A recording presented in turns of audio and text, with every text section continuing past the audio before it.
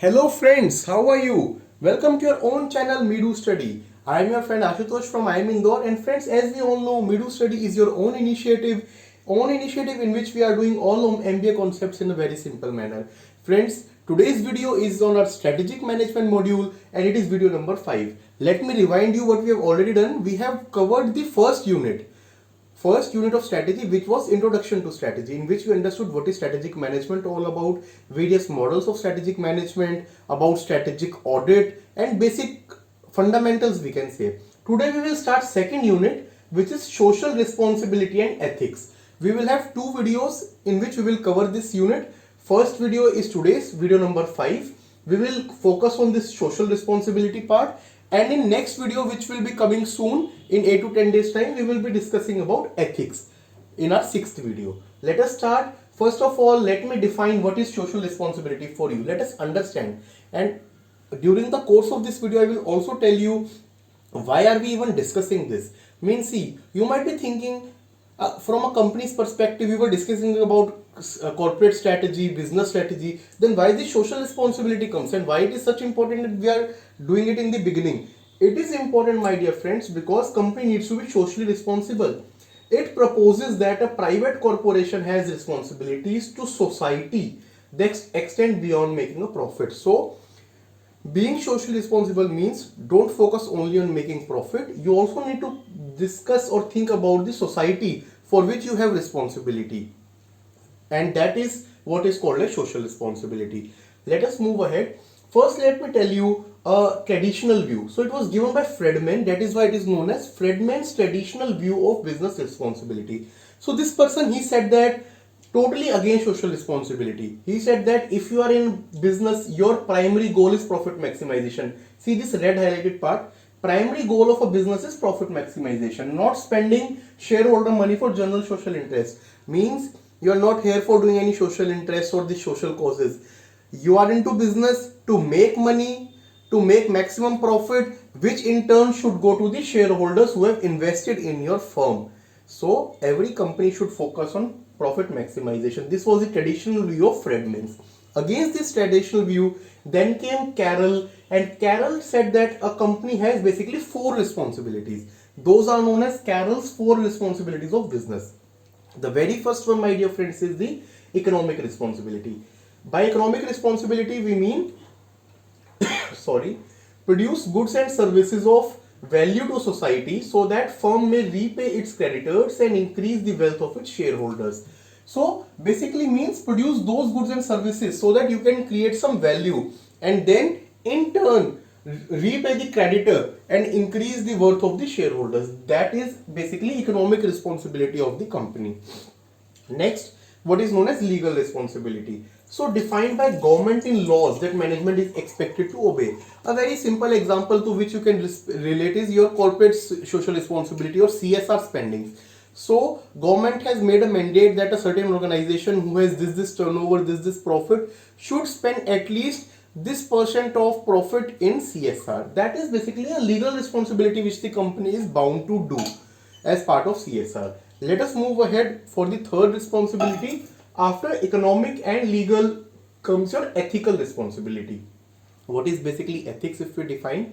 Follow the generally held belief about behavior in a society. So means if it is considered that if you are working your company set up somewhere, you should give this thing to the society or follow this, basically some contribution you should do. Those comes under the ethical responsibility. And once you fulfill your ethical responsibility, then a discretionary responsibility. This word discretionary basically means voluntary. These are your voluntary obligations. You are not bound to do it. Purely these are voluntary of a corporation. So these are, my dear friends, 4 responsibility which have been given by Carroll. Let us move ahead and see the ladder in which this responsibility is fit.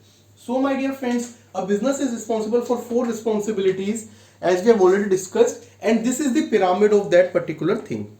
First, you need to fulfill your economic and legal. Why economic? Because why you are in business? For giving stakeholders their return. And legal, because you are legally bound to do that. If you are working in a particular area, you need to go by the rules of the country and the state. Correct? So once you fulfill these two, then you go for ethical, the generally held beliefs. And finally, you can go for discretionary if you are willing to. Source of this image has been mentioned to given the due credits. Let me give you an example of this from a personal life perspective so that you can easily understand. For example, consider a person. First, for his family, he will do this economic and legal part. Example of economic is he need to buy food for his family. He need to pay the education, your education fee or your bills, which he need to do, which come under economic expenses that he has to do. Then there will be some legal obligations which he has to buy. For example, he will be legally bound to pay the taxes, property tax or income tax or whatever taxes. Those are legally bound to him. After he has done these two, then he need to follow the ethical thing. Ethical in this can be you have to if festivals are there or some wedding or something is there, at that time you are supposed to contribute or give to your relatives or your elders. That comes in ethical. After you have done all this, then you can do discretionary. Example of discretionary is you can donate in orphanages or need special need homes or any empowerment centers depending upon your interest or your family's interest. But this is how this ladder goes. If your kids are hungry or their education school fees is not paid, then you will not think about giving gifts to relatives or giving gifts in orphanages, correct? So this hierarchy has to be followed. Similarly, if you have not paid taxes, then you cannot give your discretion and do anything else. So this is how this ladder is defined. Let us move ahead, friends. Our next topic is responsibilities of a business firm, in which we will define the term social capital. So what is social capital? Capital we all know. Capital basically means money. What is the social capital? Goodwill of the key stakeholders that can be used for competitive advantage. It opens doors in local community, enhances reputation with consumer. Let me give you a very good example.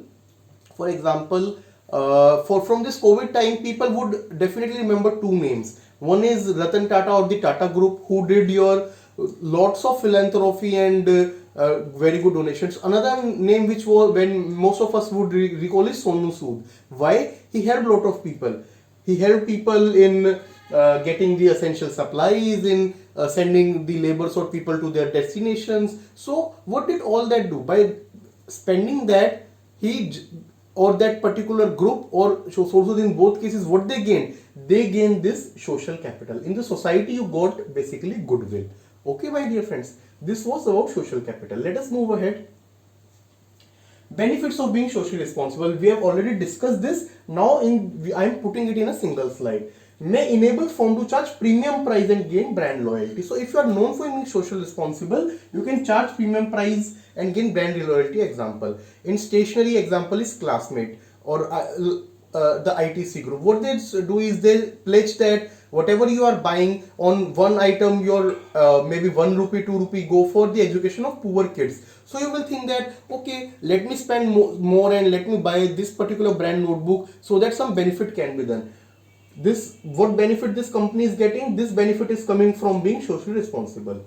May help generate enduring relationship with suppliers and distributors. So if you're socially responsible, now you will have good relation with your suppliers also, distributor also.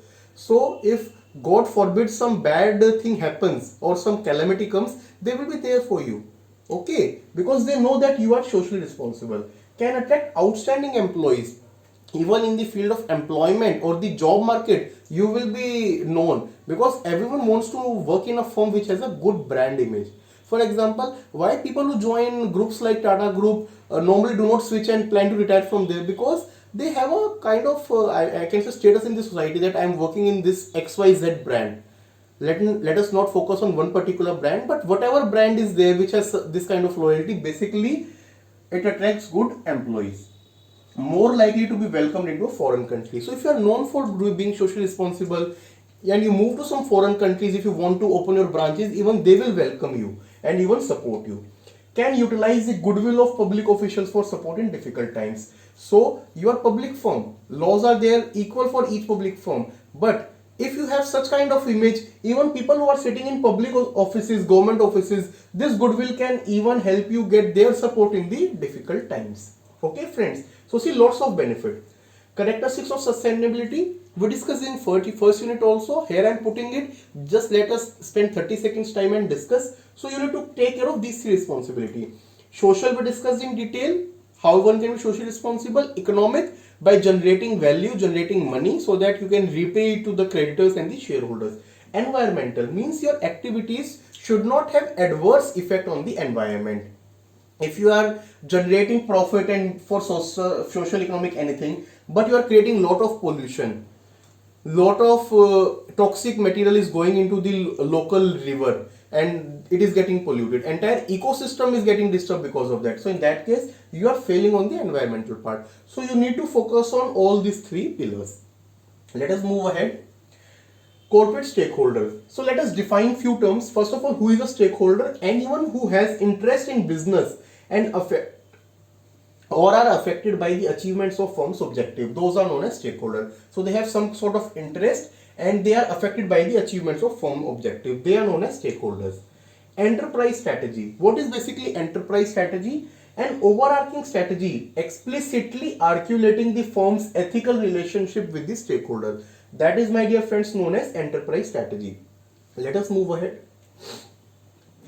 Now stakeholder analysis. Let me tell you what it is about and discuss three steps also. So stakeholder, we discussed who is stakeholder, who has some particular interest or is affected.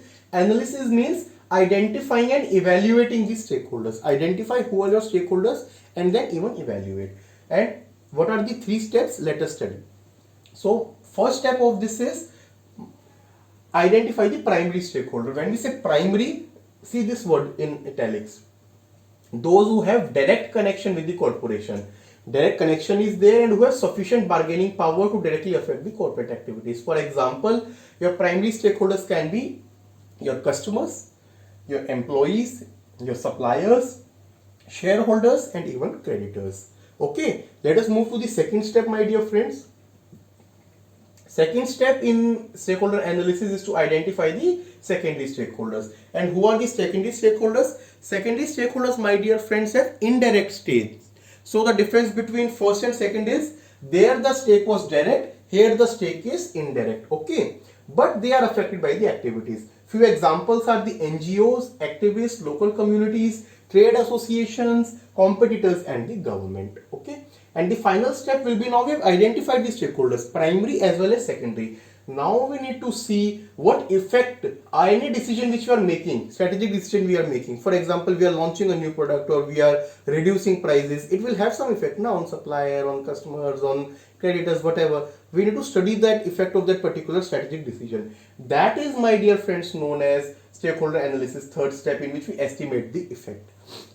Now let me introduce you to a important term, which is, from name it will seem simple, but let us understand it important. What is stakeholder input? So we have identified various stakeholders, done the analysis and even see what effect is there. Now when you take input from these stakeholders, managers should decide whether stakeholder input should be invited into discussion of strategic alternatives. First of all, let us see the benefit and then let me give you an example. A group is more likely to accept or even help implement a decision if it has some input into which alternative is chosen and how it is to be implemented. See, one example we took was suppliers and employees. Okay, for example, your company is in manufacturing of footwear and your company is coming up with new brand. There were three options of product. Now to take feedback, instead of going to experts, what you did was you invited your suppliers who are providing you the raw material to make that footwear, and your employees who in a way are kind of consumers also. You take their feedback. After that you launch a product.